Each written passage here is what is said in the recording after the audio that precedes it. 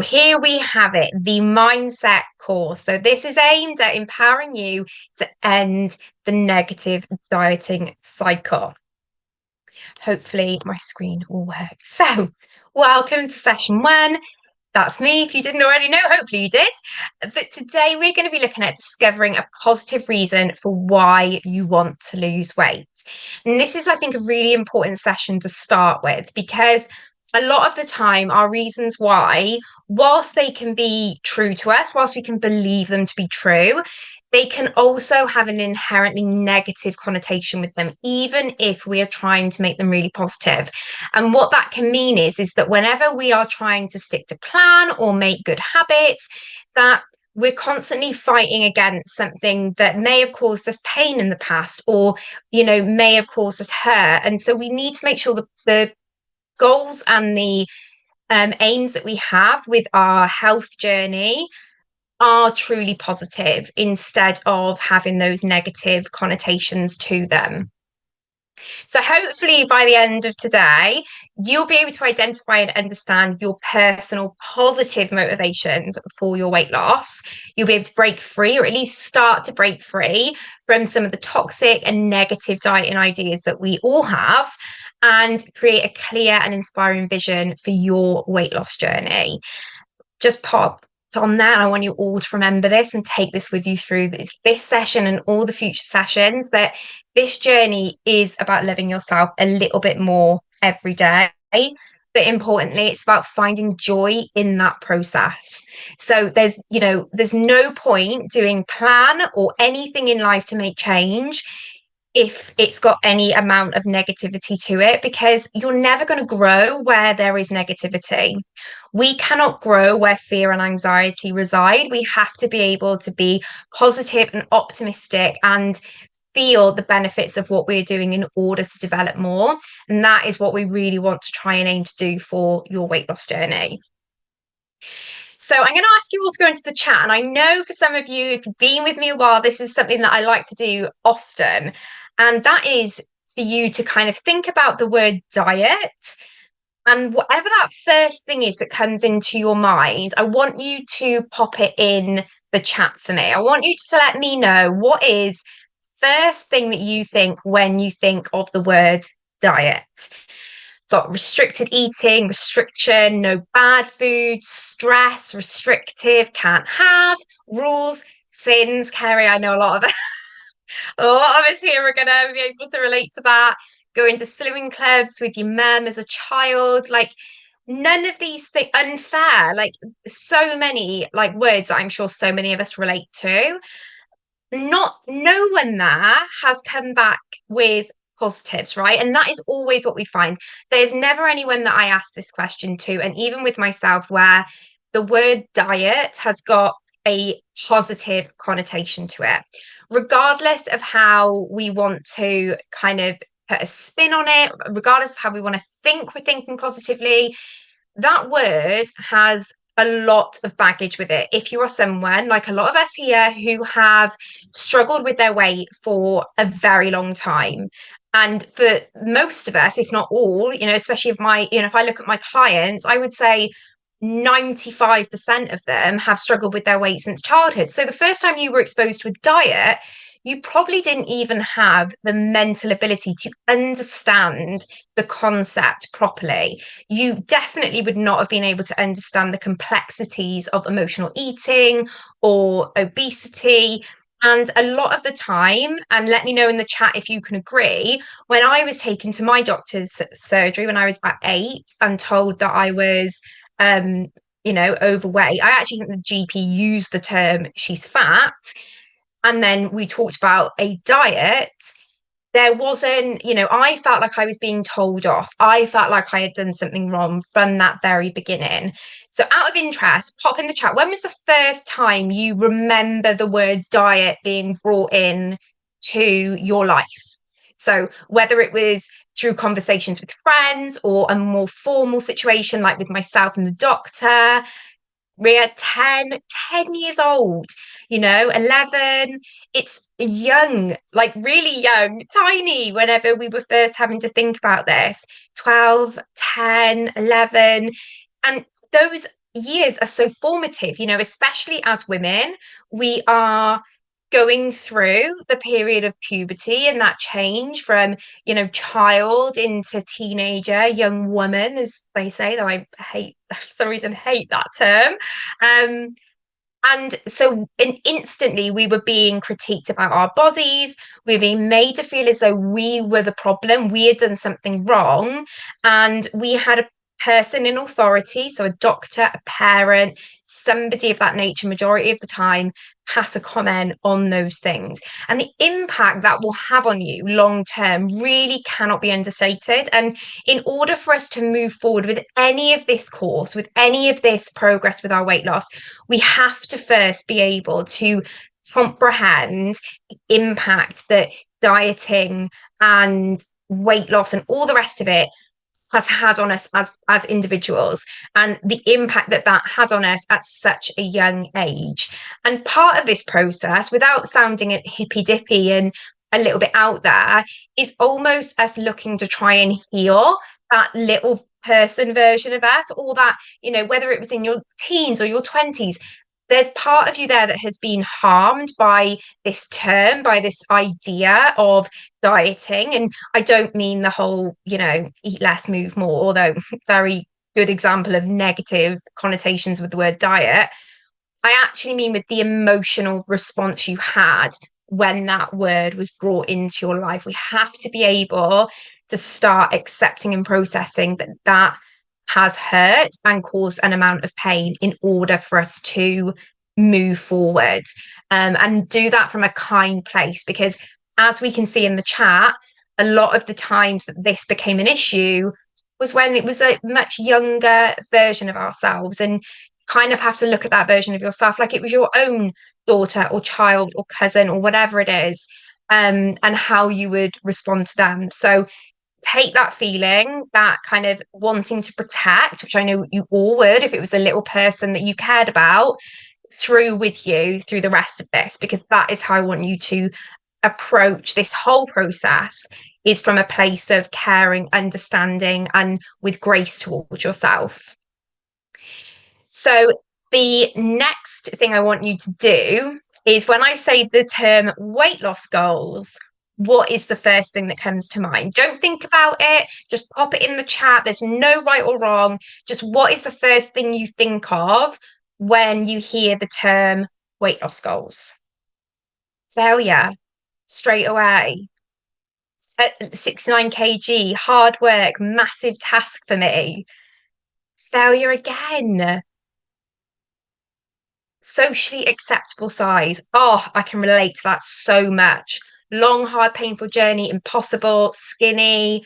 Like, again, there's not a lot of positivity here, right? And so it's so important that we can understand why our minds may struggle when it comes to weight loss, because for a lot of us, it ain't our first rodeo. Like, I know my bingo card is full when it comes to diets. And so we have to look at what is potentially happening that is causing that barrier or that hurdle. What is it that my subconscious is fighting against? And, we have built up these, experiences throughout life with words, with terms like weight loss goal that have been negative. So when we're trying to bring them into our life now, and I know that all of you are coming into this process wanting change, wanting it to be positive, but that's very difficult for our minds to do when we have built up in our heads such a link to negativity, failure, being something being very difficult. It's really difficult for us to then break that to actually make it positive all round, versus just, I'm going to try and slap a smile on my face and make it positive. We have to start getting to like these root things and rewiring how these work, in order for us to be able to move forward and it to be positive and be able to have that growth. So now I want you to think about, what was the first weight loss goal you can remember setting? Now, I appreciate this could be quite personal, and if you're not comfortable sharing, please don't feel you have to, but I'm really interested to see what the first weight loss goal is that you had. Pop them in the chat, let me see them. I remember my first weight loss goal was to be 9.5 stone. And I remember going to a swimming group with my mum, and it was the weight that the person there gave me. Was that way. It wasn't a goal that I even came up with myself. I was only like 12 or 13. But yeah, it was the goal that was given to me. And again, it's so interesting that a lot of these goals are based on a number on the scale. A lot of 10 stones. I don't know what it is about us, like millennials, that we were just told we should be like around this 10 stone mark. Like 9 to 10 stone for some reason is the weight that every person, regardless of situation, body composition, like anything, this is the weight we're going to be. That a lot of people are given these weight numbers, and it's always really interested me because we're given these weights that we are told we need to be because they fit on a chart that a male mathematician made. He wasn't even a nutritionist, the creator of the BMI scale. He was a mathematician. And we all know how flawed that is as a metric. Yes, it's still used because it's a very easy way of trying, for medical professionals to try and put you in a box. But it doesn't give us any form of picture actually about somebody's health or anything like that. And it's a big reason why when you started with me, you will not have been given a weight loss goal. There is no weight loss goal because actually that number doesn't tell us anything. That number fits a German mathematician's equation that he came up with, and I ain't good at maths. So we know that that is not a driving force for us. We know that that is not a positive thing. That was a goal that you set alongside all of that negativity that we've just discussed with those two terms. So it's not surprising that now, if we try and set goals that are probably very, in some cases, very similar to goals that was the first weight loss goal we set, that's a number-based goal, whilst we're carrying all of that baggage, it's going to be very difficult for us to be motivated to move forward and want to carry on with what we're doing, because there's probably a very hurt little version of us, me, 12-year-old me, inside, that the minute I'm told I have to be a weight, it just reinforces all of the feelings of not being good enough, not being worthy, letting my mum and dad down, all of those feelings that came up from it. And that's why it's so important that we, some people may think you're looking too much into it, right? You're going too deep. But I'm not, because you have to go through and see how these things, when you add them all together, in isolation, perhaps it may not have a big impact, and it may not impact everyone to the same degree. Of course, everyone's different, everyone's experiences are different. However, it will have impacted you. If you are here now, you're on this call, you've struggled with your weight for a lot of your life, things like this will have impacted you. And it's only when we can start going through and kind of tweaking and changing and aligning all of these different aspects of our weight and our relationship with our bodies and food that we can really start making progress. And there may be some things that you really don't have to work on that much and actually are quite easy to let go. There could be other things that are more challenging, and that's what we're hopefully going to continue to work on over the next 6 weeks. It's not surprising if you look at the kind of discussion we just had around, weight loss goals, diets, what your goals have been, that there's a 95% fail rate with diets. 95% of people who start a diet will end up regaining the weight that they've lost. And it's a stat that I always remember hearing as well when I was younger, which only kind of reinforced the fact I felt like a failure, was that I'm really set up to fail. I'm set up to not be able to lose weight. I am a weight loss coach in the diet industry. This is probably not a stat that you want to be shouting from the rooftops of being a weight loss coach in the diet industry, but it's the facts, and we have to be open to the facts and be able to look at them and think, well, why is that the case? That's not good enough. Like, that shouldn't be the way it is. We need to be helping support people to make long-term change. But the methods that we've followed, or the thought processes we've perhaps had around it, have probably kept us locked in a cycle. Now, the cynic in me will say, well, it's a multi-billion-dollar industry, so perhaps this isn't a bad thing for certain people, but this isn't what we want. We want this to be able to offer long-term success. And this is why I loved the plan and why I personally decided to become a consultant and align with the plan, because this plan was at its core never intended to be some quick fix faddy diet. It was created by doctors, by actual brain boxes in science labs who knew what they were doing and understood what had to be in the products and the compositions of things in order to allow people and their bodies to respond in a way that could look at maintaining results long term. We're making sure you have enough of the protein to not lose too much of your lean muscle. We're making sure that we're getting in good habits with eating regularly. The DEPS program is all designed around behavioral change and how we can bring that in a really gentle way without being too overwhelming. Now, obviously, the 90s and the 2000s happened, and people will, maybe use diets in ways that we know aren't great. I know I have. I've done, gosh, so many diets that haven't been good for me. Anyone else in the Special K diet? Anyone else been there taking Special K into school in little Tupperwares? Yeah, we're not alone. So, it's important, I think, sometimes to realize that how I lose body fat, calorie deficit using the plan, and how I tackle my actual weight issues and my issues with food are almost two separate paths that we need to bring together. And a lot of the time we've had the calorie deficit side, regardless of what you've chosen to do, but we haven't accepted that we have to be able to look at our mindset and work on those things. Because if it was just about what we ate, it wouldn't have a 95% fail rate with diets, because it would be as simple as eat less, move more. And we know that is just not the case. So again, I want this to really reinforce to you that if you have been on that diet merry-go-round, if you have been struggling for a long time, it isn't a you problem. And it isn't that you haven't been able to do a diet or stick to a diet or any of that. It's that we haven't been given the resources or the knowledge to understand that this is about so much more than what I'm putting on my plate every day.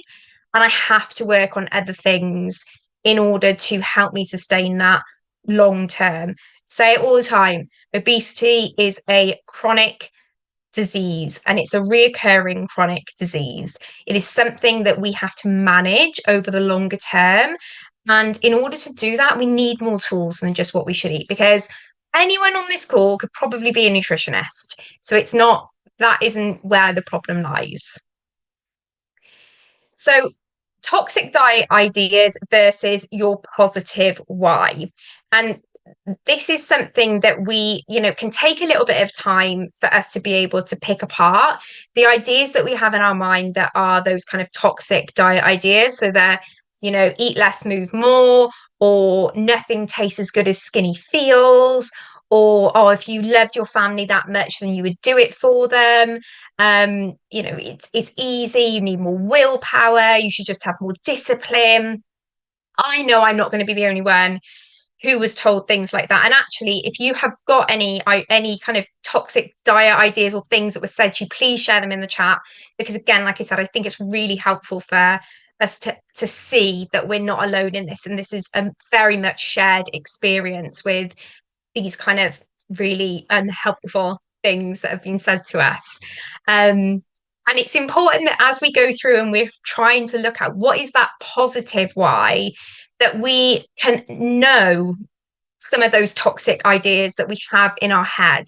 Because when you can start to identify, that is a thought that I have that possibly comes from quite a negative and toxic place, you can be more aware when you're setting out your own reasons why, as to not include them or to stop yourself if they come out. So, like I said, think about those things that stick with you that perhaps are not that helpful. So, positive motivation. This is what we need to embrace. We are going to be embracing all of the positive motivation. And to do this, there's a couple of areas that we really need to start looking at. So that is focusing on how weight loss can enhance your life. So by focusing on more tangible health benefits associated with your weight loss versus improvements to how you perceive yourself, you are able to better focus on the, like I say, tangible benefits of weight loss. So as 22 stone Rachel, there were a lot of tangible benefits to losing weight. I struggled to walk up the stairs. I got a stitch if I was carrying Poppy up and putting her in her bed. It got to the point where I couldn't even get her in her cot because I couldn't bend over enough with her in order to get her down. Couldn't tie my shoes up. I couldn't fit in the bath. Like there were so many reasons why my health needed supporting that it was very easy for me to find the reasons that it would enhance my life from that perspective. Now, if you maybe not got as big of a weight loss journey, then those tangible benefits may be slightly harder to pinpoint. But again, you probably will be able to find them, whether that is as simple as not getting out of breath as much if I'm walking to the shop, being able to get off the floor with the kids a little bit easier. Maybe you're finding that you've got aches and pains in places that you didn't have before and certainly don't want to be having now. Really being able to focus on them, and instead of looking at those as a negative, I can't believe I've done this to myself, we're removing the emotion and we're just looking at them as truths. Just this is the MOT of where I am at the moment. This is where I am standing at the moment when it comes to my body and my health. And these are the reasons that obesity is impacting my body in whichever way it will be. For some of you, it may be that you are on blood pressure medication. Maybe you're diabetic or pre-diabetic. Maybe you have conditions like IHH, which is linked to being overweight. There are so many things that can be impacted, and being able to do like a little diagnostic sheet of this is where I am at the moment without attaching emotion to it can be really, really good for being able to look at that positive motivation for moving forward. And then we have to embrace and celebrate the small wins. Now, I talk about this a lot. I talk about this a lot with a lot of you on your calls, and I think that we're all very good at going, yeah, I need to do that.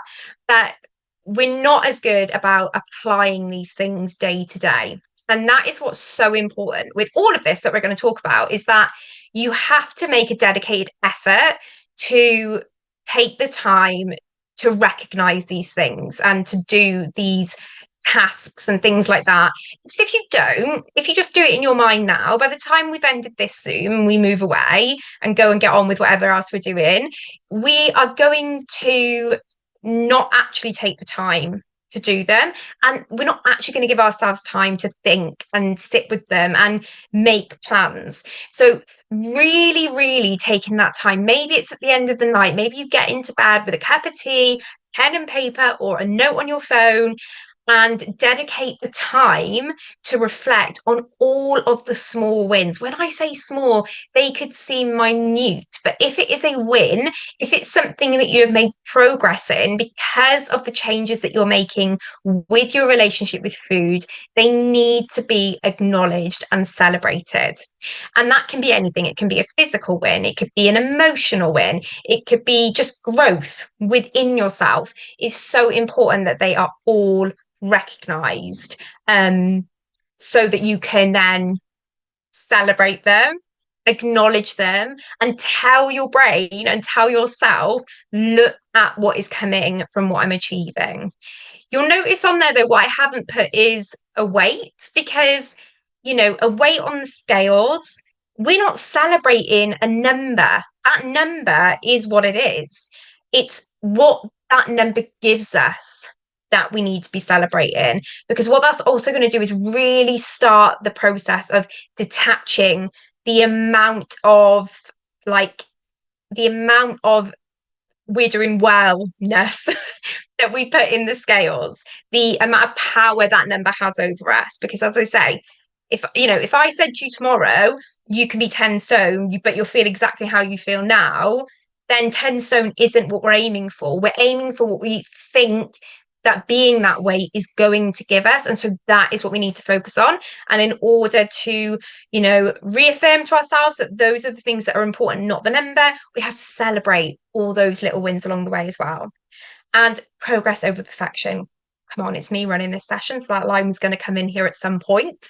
But it is important, and it is so important to understand that every step forward, regardless of how small, regardless of how imperfect you are in that step, every step is progress. We are constantly growing, we are constantly changing. That is just what we are as a species, as humans. Like, we constantly grow with each day and each experience that we have. And so it is no different with your weight loss journey, with your weight management journey. I am still learning and growing and changing now, 3 years into maintenance, because life will constantly throw different challenges, different experiences your way.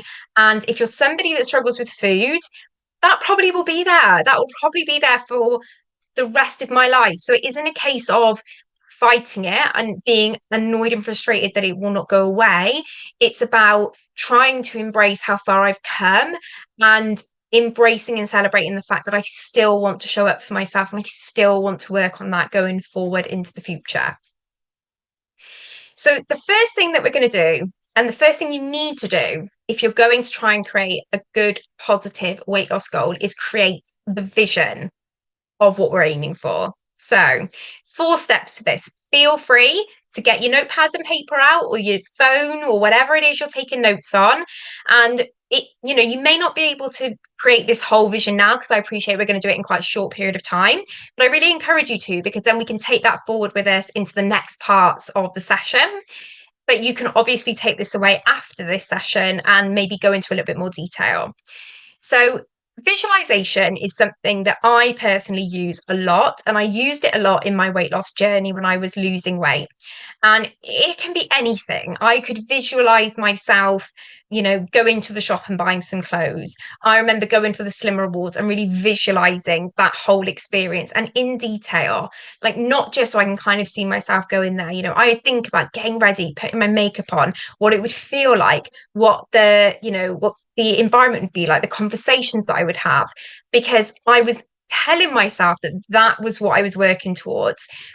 So to do this, if you maybe haven't visualized things for you, it's not been ever something that you've done, maybe you think, Rach, you are talking crackers here, like she has gone doolally. I promise you I haven't. I promise you this will work. But it's important that you just embrace the process for now, and if it doesn't work, it doesn't work for you.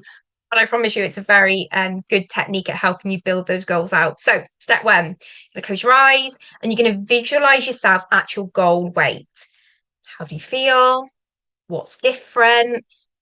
Write everything down that kind of comes to your mind when you see yourself at your goal weight. Maybe your style is different. Maybe how you're wearing your makeup is different. Maybe what you're doing is different. Maybe, how you're holding yourself or how you're having a conversation. Like, really think about how is that different. And if you are in your maintenance journey at the moment, maybe think forward a year's time. Think forward, what will I be like in a year? I've been maintaining where I am now in my weight for a year. How does that look? And then, as I said, step 2, you're going to write that down in as much detail as you can. Step 3 then is that I want you to go through that vision and mark out which points are emotional or feeling based, how many and what is statistic based. So, that basically means how many of the things that you've seen in your vision are based on numbers, and what are experience based. So an example could be that I'm seeing myself at my goal weight and I'm feeling so confident and I'm feeling excited about, whatever I'm doing. So I'm going to note those down. I'm going to get a highlighter and I'm going to put a star next to them and be like, those are emotion or feeling based. The statistic based ones, you may be at that goal weight and you may be standing on a scale and you may see a number and that's what you're going to write down. So that's going to be my statistic based one. Though I'll be honest with you, in any visualization I ever did, there was never a number there. But if you do have any, put that down. And then experience based, what are you doing there? So is it that when you visualize yourself at your goal weight, you're seeing yourself doing a skydive, or you're seeing yourself going out with your friends, or you're seeing yourself on holiday, or in a job interview, or on a date? Like, what are the things that you're seeing that you're experiencing? And mark them down and just mark them off separately. Once you've done that, you can now go through and set more specific goals to reach each of these aspects of your vision. So if you have a goal about, if you're in that vision, you are feeling more confident, right? So now we can look at making goals that are more targeted towards boosting your confidence. If in that goal, you've got the experience of going out and finding a new job, well, we can start putting goals in place and steps in place to start that process of how we may get you to a place where you feel more confident to be going out and looking for more jobs. Maybe you're on a date, so then maybe goals we set are actually around how we get you feeling like you can get back out on the dating market and things that you can do with that. And, statistic based, if you do have any that are to do with numbers, maybe that's a size dress that you're wearing or a number on the scale, then again, you can also make goals that are more specific to that thing. For a lot of you who work in kind of a corporate world or have worked in corporate worlds, you may have heard of the term SMART goals before. And the first part of the SMART goal is to be specific. And it's no difference with your weight loss goals. I'm not going to get you to SMART goal out your weight loss, but specific is important, and it's important that when we have goals that we try and make them not too vague, because if we've got quite a vague goal, then you're going to feel like you've not got anything as solid to aim for. We want to make sure that the goals that we have, and you can have 20 goals if you want, you don't need to just have one. We are multifaceted people. You can have lots of things that you're working on at once, and so by doing this we can really drill down to what are the goals that I have? What is it I want my weight loss journey to give me in the long run? Because if you say to me, I want to be 10 stone, it's like, why? Why do you want to be 10 stone? Like, what is it that's driving that fact? Like, let's take 10 stone out of the equation and instead do this and tell me where it is you want to be in the aspects of life you want changed around you, and then we can go and build some goals. So some really important things to remember when we're setting our goals is to avoid making your goals connected to your personality traits, because these can be interpreted differently at different stages of life. And here's an example. If you say to me, I want to be more confident, we're basing that more confident on how you are today. But as you go through your weight loss journey, you may naturally build in confidence. You could naturally decrease in confidence. How are we going to measure it? Because what confidence means to you now could be very different to what confidence means to you in 6 months, 12 months, 2 years' time. An example of this for me would be what I perceived as being confident before I had Poppy is actually very different to how I perceive being confident now. So it's important that we try and make those things a little bit less interlinked with our own character traits and how we are. Maybe you say that you want to be more assertive. Okay, again, how I perceive myself being assertive now could be very different to how I perceive myself being assertive in a year's time. But also with these things, they're very difficult to measure. How are you going to measure your growth within your confidence? How are you going to measure your growth with your assertiveness? So instead of them being so interlinked with those personality traits, we can change those goals. So instead of just saying, I want to be more confident, okay, well, what do we mean by that? Do we mean I want to be able to go out to events more, or I want to be able to, go to the shop by myself, get on the bus by myself? What is it that the word confidence means to you in this scenario? And then that is what we base our goal around, instead of something that can fluctuate in its meaning and also be very difficult for us to measure. Exactly, onto my second point, make sure you have a way to measure the goal and several points of progress. So if you ever were to have a project, I don't know if we've got any other project managers on the call with us, but my background was project management. You would never have the start of a project here and the finish of a project here and then just blank space in between. There'll be several key points along that journey, different milestones that we want to reach, different time frames that you expect to get things in. And it's important for your goals. If you've got a large weight loss journey and you're going to be on plan for several months, there is no point in trying to just have a start and a finish and maybe one little midpoint. Oh, I've got a holiday in the middle. Brilliant. Okay. Um, so you're having to go all of these time frames where we haven't got key measures of success. Whereas if instead you say, okay, my goal is that by the time I go on holiday, I want to be able to wear this dress and, I want to be able to put it on, feel really good in it. And we can build in little points along the way. Are you going to do try-ons every month? Are you going to do your pictures? Are you going to, maybe start expanding your wardrobe now so you feel more confident in that dress? If you've never worn dresses before, just losing weight on its own is probably not going to be enough to get you feeling really confident in that dress. So actually, do we build another goal in there that's going to be that I'm going to start wearing dresses?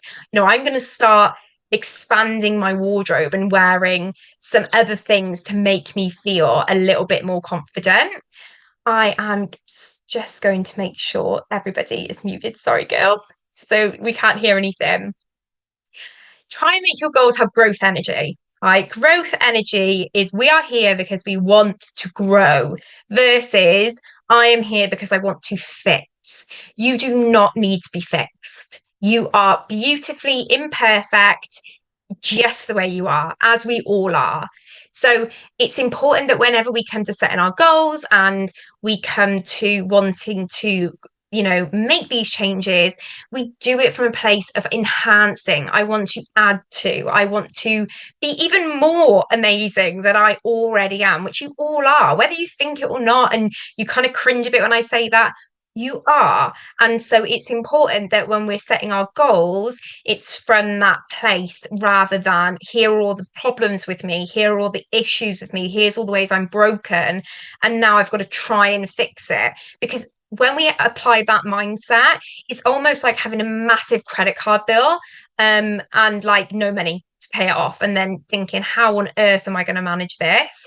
Versus having a savings account that has £5 in it and wanting to build that savings fund up.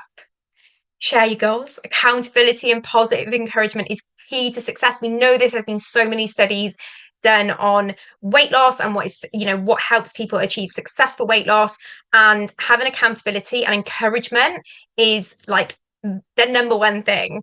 Hence why this is a plan that encourages one-to-one. So making sure you have those check-in points, but also using community, using social media. Maybe you've got people in your life that you feel comfortable sharing this journey with, so sharing it with them as well. That community, that support, that recognition is so important. And make sure that your goal serves you versus serving others. So, for example, when I spoke earlier on about the fact that I've been given this weight loss goal by some slimming club leader when I was 12, I realized actually in my first year of maintenance, I kept thinking to myself, I need to lose that last stone. I need to lose that last little bit. And I was in a complete tailspin for a good 18 months, 2 years, where I kind of felt like I'd not done enough. I felt like I couldn't truly accept where I was or be happy. I couldn't truly, embrace what weight management was going to look like, because I kind of always felt like a bit of a fraud because I hadn't got to this place that somebody 20 years ago told me that I should be. And it was only when I realized that my goal was not, it's serving me. That idea in my head was not serving me. It was serving a person that I knew, I couldn't even tell you their name now, 20 years ago, that had told me that I should be a certain way. Your goals, it may be, because of comments that come from family, that actually that's driving your goals. Or it could be that, someone wants you to be slimmer so you can do something that actually you're not really that interested in doing. But making sure that what you're aiming for, what these goals are that we're setting, comes from a place of what you truly want versus you trying to appease other people, is so important. Because it's cliche to say, Like, you've got to want it for you. Put that in the toxic diet rhetoric. But it is important that if you are giving something your time and your energy, that there's a return on investment on it, right? Like, if you're investing time, money, energy, emotional energy into something, you need to be seeing the benefit. And, if you are working towards a goal that isn't actually something that's really going to truly make you happy, or isn't something that you really want, then you're never going to be motivated to do it, and you're going to be discouraged all the way. And for some people, I get a bit like this with things, you're probably going to rebel against it because you feel like you're doing something for somebody else. It's really hard rather than doing it for yourself. So here are some examples of current goals that we may set, how we may change them if we think we're trying to be more positive, and then actually what we could do to change them to make it a genuinely positive goal. So a bit of like a toxic diet culture goal would be, I need to lose 2 stone by December. And with that, there are a couple of points, right? One, it's negative. It does not sound good. There's a panicked element to it, like, I need to do this by this point. And it's reinforcing a lot of stigmas. You need to lose weight. Like, you need to do this. There's not a want there. There's not it would be nice to. It is a very much a demand goal. And again, like, and not very many people respond well to demands. So if we're then telling that to ourselves, it can mean that we naturally turn off to it straight away. So we could change it to, I want to feel better by Christmas, which, that is probably how I would have shifted that goal before, because I'd be like, not putting numbers against it. I'm not going to have any like hard rules or anything like that. Just want to feel better. But then the problem with that is it's not measurable. I've not set any kind of, scale on which to measure this feeling better. There's not really a direction to it. So it's very easy to get lost with that goal. And, it's not going to particularly maybe help you if you're having a really difficult day and you're like, oh, all I want is to go and eat my feelings, wanting to feel better at that point. You're like, well, I will feel better once I've gone and eaten this. So again, it can be quite challenging to use in a positive way. It's not specific. Like, you want to feel better in what? Like, you want to feel better doing what exactly? It's too vague as a goal. So a way that you could change that goal to be a little bit more positive, or be what I would say a positive goal, would say, I want to be regularly having 2 products a day until Christmas to give my body all the nourishment it needs whilst allowing flexibility when I need it. And this goal, yes, is not got any number to it. It's not got the 2 stone by December. We all know that if we're doing this, weight loss will happen. That formula stays the same when it comes to calorie deficit equals weight loss. So actually putting goals around it is useless, because if we actually have the behavior change and change the things that we want to do with our behaviors to encourage us to be able to be consistent with something longer term, the weight loss will happen. So instead, what I'm saying to myself is, right, I really want to make sure that I have 2 products a day. It's a very measurable goal. I can track it every day. I'm also reinforcing to myself why I want to do that. I want to have the 2 products because then I know pretty much it's 50 to 65% of my daily nutrition. It's giving my body the things it needs. And that is important, because look at these health reasons that we wrote down earlier on. Like, that is why I need to make sure I'm looking after my body in this way. And it also allows for some flexibility and for you to come towards yourself with grace, because it says it's allowing that flexibility when it's needed.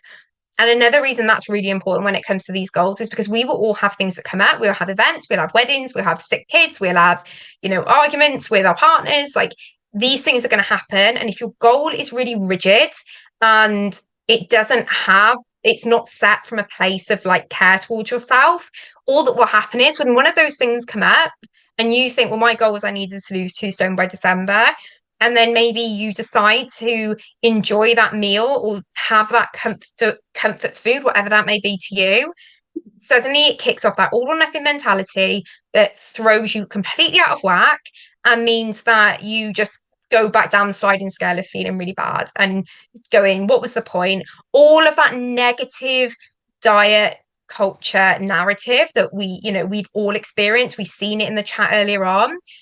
All of that is right. all I've done is reinforce all of that is right.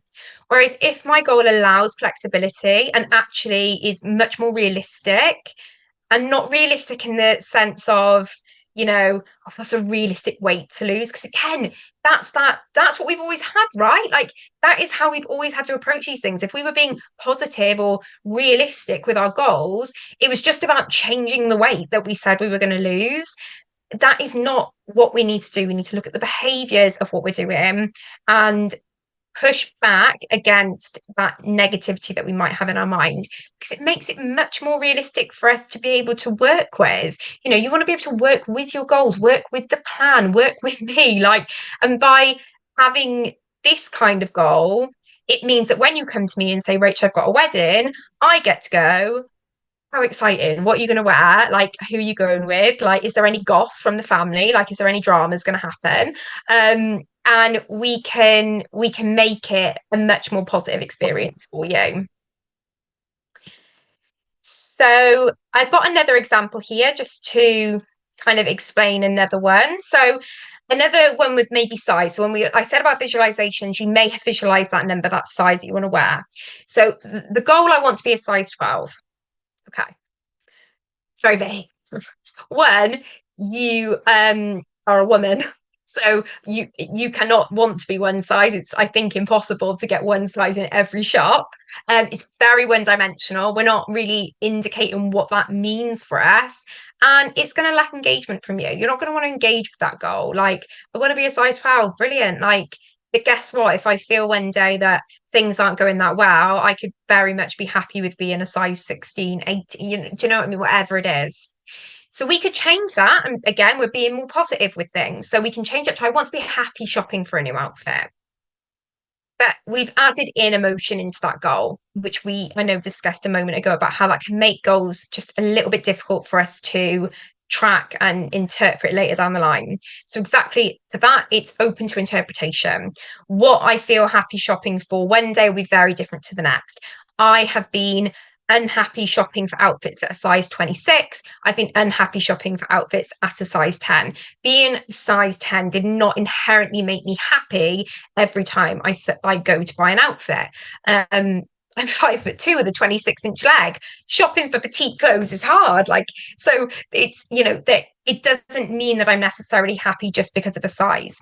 So again, how we can change that goal to be a bit more positive is we can say, I want to build my confidence to incorporate more colour into my outfits and not be restricted in shopping my style on the high street due to my clothes sizes.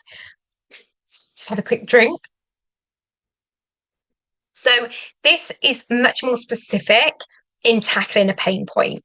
So maybe with you, when you say, I want to be a size 12, actually, the issue is that in your size X body, you don't feel that you can wear a style or a fashion that you want to, right? I can't wear colour because I've been told I have to wear black. I can't wear stripes because I've been told I can't wear stripes. I can't wear a tea dress because I've been told that's not going to work.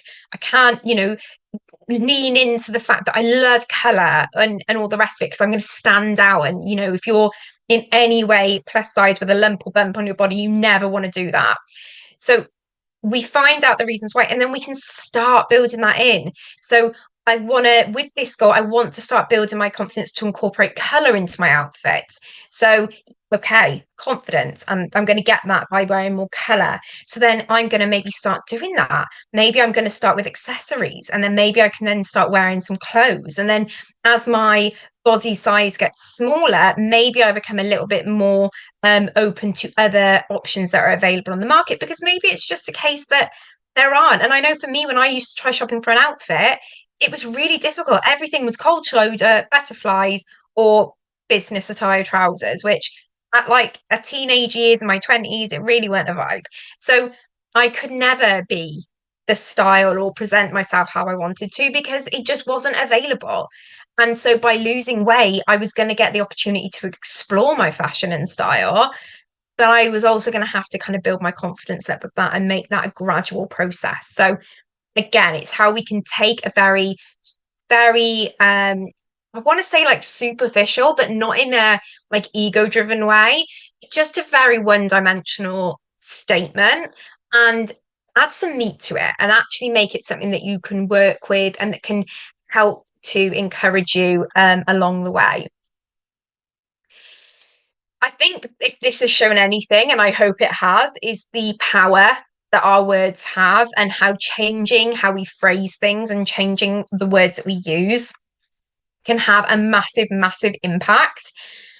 Words of affirmation, people love them, people hate them. It works for some people, it doesn't work for other people. I'll be honest, for me, it's never been something I really truly connect with. For me, I much more connect with visualization and using that. However, for some people, for a lot of people, words of affirmation really help. And it's something that I've definitely been trying to do more now, alongside that visualization and alongside action. You could say till you're blue in the face, I love myself, I love myself, I love myself. But if you're not doing anything in your life to actually reaffirm that that statement is true, you're probably not going to get very far with it.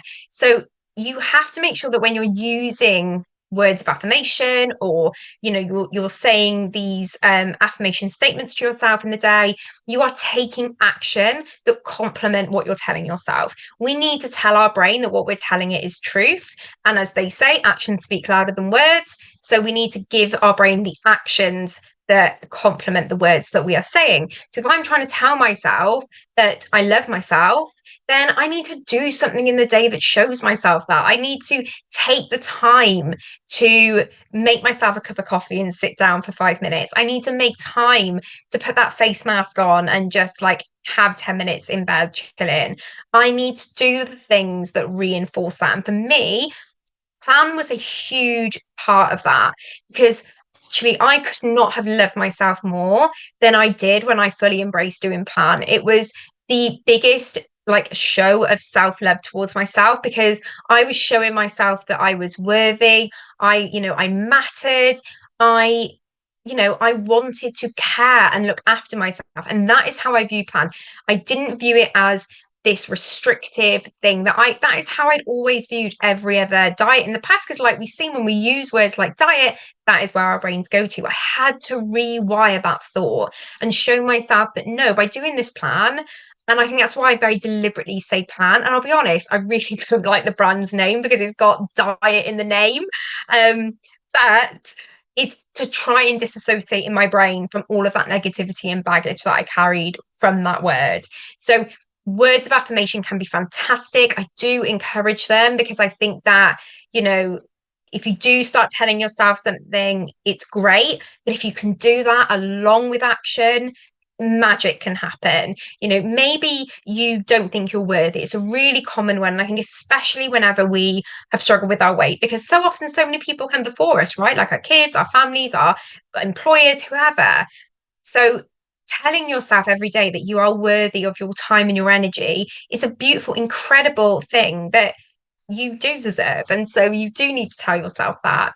But again, then take the action. So maybe somebody asked you to do something at work and you decide to say, no, I can't take that on because I'm worth not being overworked and absolutely run into the ground. Or you put a boundary in place, or you take that time just for you. You don't do something with the kids. You let the kids stay with dad for the day or mum for the day. You let them go to the grandparents, and you take time for you because you are worth that time and energy. You do something that is difficult. You do something that takes energy from you, that is difficult for you to do, because you're worth that time and energy and dedication towards yourself.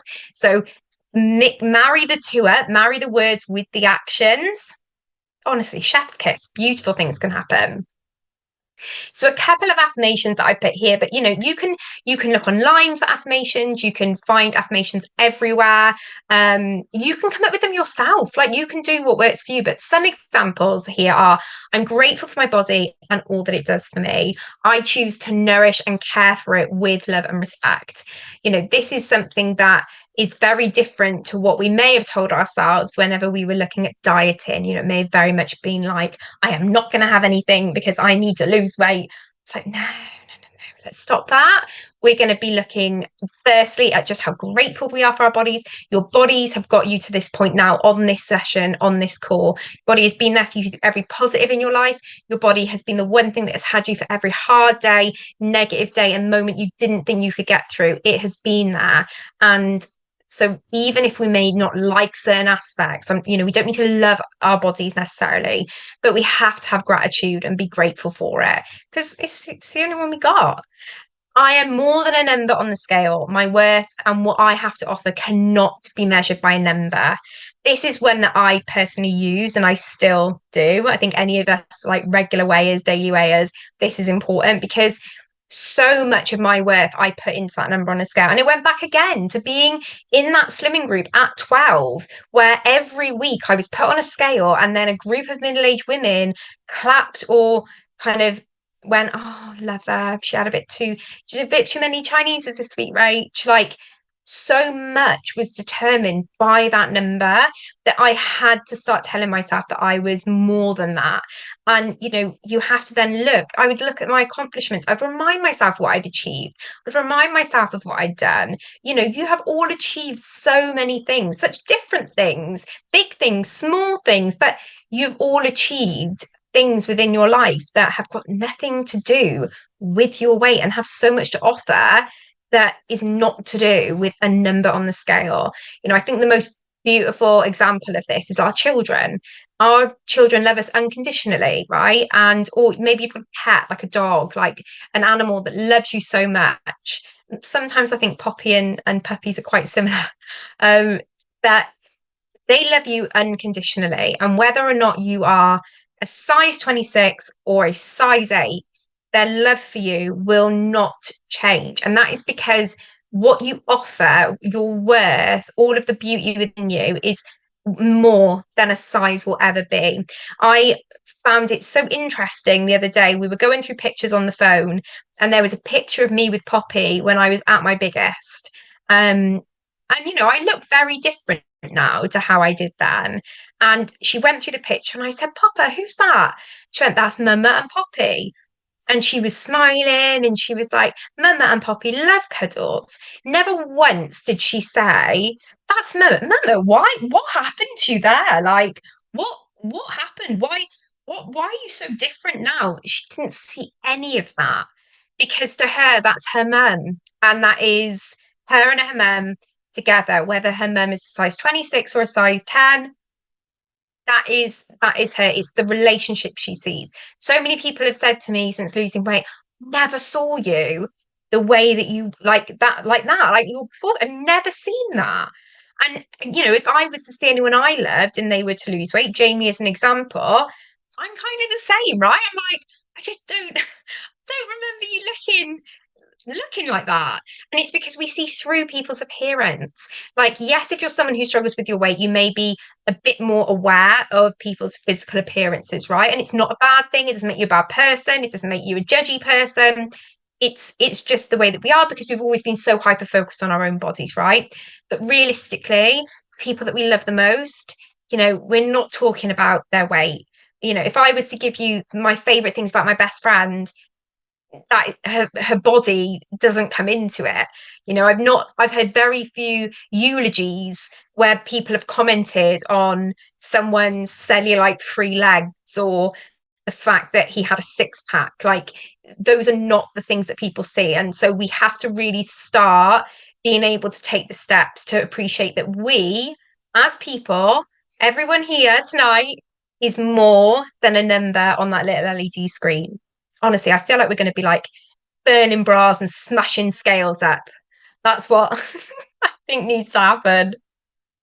And then the last one I've got here is every step I take towards my future is a step towards a stronger, more vibrant me. I embrace my journey and recognize my progress, no matter how small. So this is a good one and one to kind of think about when we're looking at that progress over perfection, because I can say progress over perfection till I'm blue in the face, but unless we start actually acknowledging it, it's not going to mean anything. And we're going to be like, yeah, progress over perfection, but I want perfection.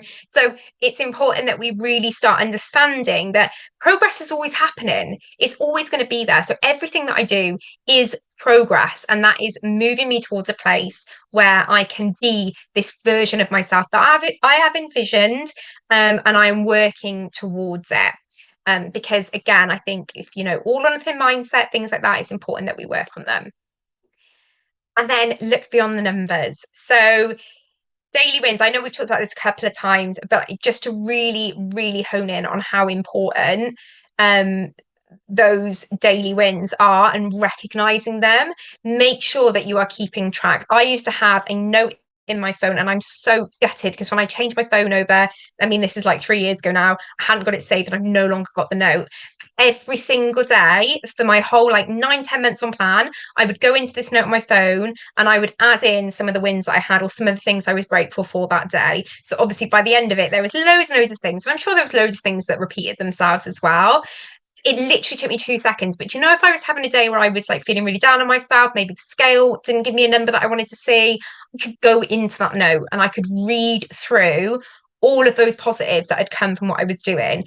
And, you know, instantly, I'm not saying that it's going to take away any frustration or any disappointment you may feel because of a number, but done over time, done consistently, you can really start to change the amount that that number means to you and actually be more open and reflective of the true benefits and changes and amazing things that you're experiencing. Which is important because if you've got goals that you want to work towards, we need to see that progress. We need to see that we are moving towards that vision, towards that thing that we want. And that's very rarely, you know, has a number based with it. So I've got some homework for you all. And I would really, really love if people, you know, did do it. I'm not going to grade it. I've not got any kind of like Ofsted PGCE qualifications, but I think it will be a really good thing to take away this week. And every week there will be kind of takeaways and things I'll encourage you to go away and do during the week, because there's no point coming to this session and then doing nothing with it, right? If you want to really get the most out of this, you really want to see some change, you're going to have to do a little bit of homework, all right? But it's not much, and I promise you it will really, really help. So we're going to set your goals. So I want you to set yourself at least 2 goals using the positive goal method that we discussed. And I will send out this in PDF form so you can refer back and see everything that we've kind of discussed tonight. I want you also to celebrate your small wins. So take time every day to write down some of the small wins you've had, because, you know, they are really important. They deserve celebrating. I want you to start to encourage healing. Now, this is not something that by doing once or over 1 week is going to change a lot, really. But we want to start that process of accepting and acknowledging that some of the dieting experiences we've had have hurt us and they've maybe left a little bit of a mark, and that we need to start to work through the process of releasing the power those experiences have over us in the present. And we will do that by all these other things, by setting those positive goals, by celebrating those small wins. With every step we take that leans towards this different experience, the more we'll be able to kind of put to bed those experiences that have caused us pain. And then we need to start breaking down shame. And the way you break down shame is sharing experience, right? It's very difficult to break down shame on your own or internally, because you've got nothing, you're in an echo chamber of your own thoughts. And shame usually comes from a place of feeling like we are a cause of something, or we've got an experience that is isolated to ourselves individually. And we've seen from this evening, just from the chat and those just few questions, how similar everyone's experiences are. So if you are comfortable within the challenge group, it is completely closed off. It's literally only got anyone that's here tonight in. There's a couple that couldn't make it, but there's, you know, no one that's not part of this 6-week mindset course and challenges in there. No one will be added in after this evening. It's going to be, and I want it to be, a really safe place where we can share.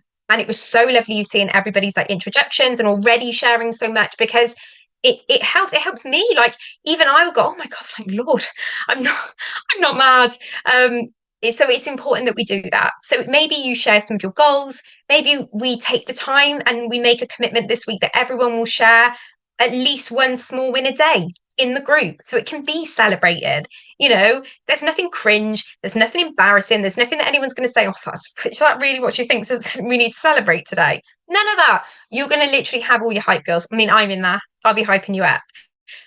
So again, that kind of activity, that kind of behavior is going to help break down the shame that so many of us carry. And that, I'd love to say to you that, yeah, now I've got no shame. I mean, you may think that actually, if you see my Instagram, some of the stuff I post on there, but there is still shame that is carried, especially for things that have happened in the past, and it's shame is, when it comes to your weight, can be so complex. And like I've said on many a times, I'm not a therapist, a psychologist, I'm nothing like that. I have lived experience. I've been there, I am there. And it comes in so many different forms. There's so many different areas, and this isn't about breaking down shame as a blanket statement and doing it all at once, because we would be here forever.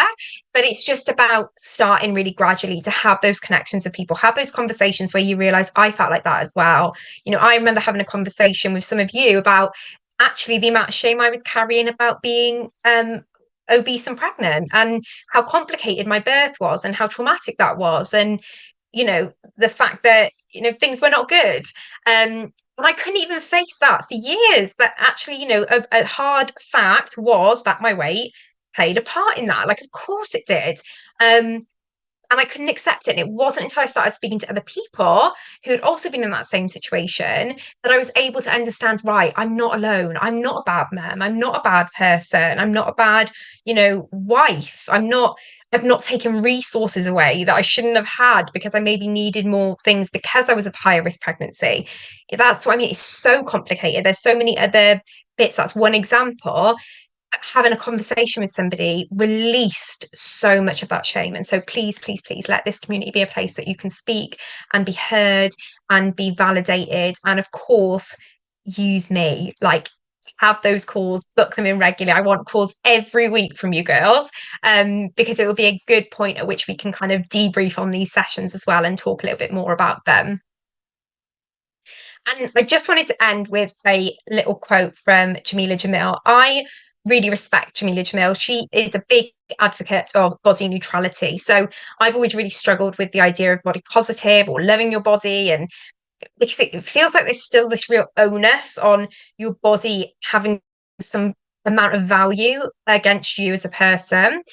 And actually, what Jamila says is that we just need to be neutral. We just need to accept, just literally, this is it. It's neither good nor bad.